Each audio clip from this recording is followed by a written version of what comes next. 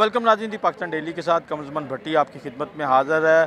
Punjab assembly में वज़ीर आला के चुनाव के हवाले से एक दिन रह गया, कल भरपूर एक मुकाबले की फ़िज़ा भी है। तो हमारे साथ इस वक्त बाऊ रिजवान मौजूद है, MP हैं, साबिक़ सूबाई वज़ीर भी हैं और मुस्लिम लीग काफ से ताल्लुक़ भी है। बाऊ जी, अब तो गुलजार साहब से आपको थोड़ी गिले शिकवे थे, हमने सुना था, तो अब तो आपकी मर्ज़ी का वज़ीर आला आ रहा है।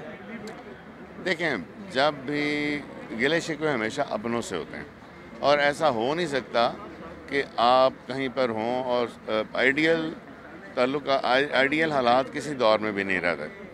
चौधरी परवेज़ साहब बेशक तजर्बे में हर लिहाज से एक इंतहाई मौजू इंतखाब हैं और मैं आपसे ये भी कहता चलूँ कि तजर्बे का कोई नेमुल बदल नहीं होता।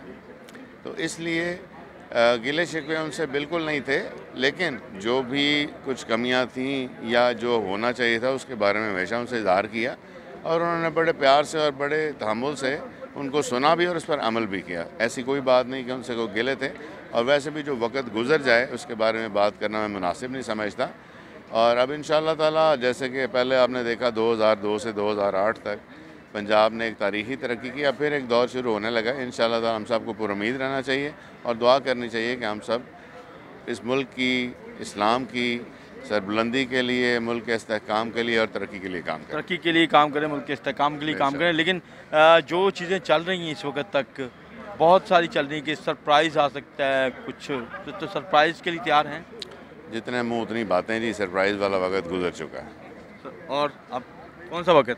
अब इंशाअल्लाह बहुत अच्छा और तरक्की करने का वक्त। सरप्राइज़ का वक्त गुजर चुका और अब तरक्की का वक्त है। चौधरी परवेज़ लाई के तजर्बे से फ़ायदा उठाना होगा।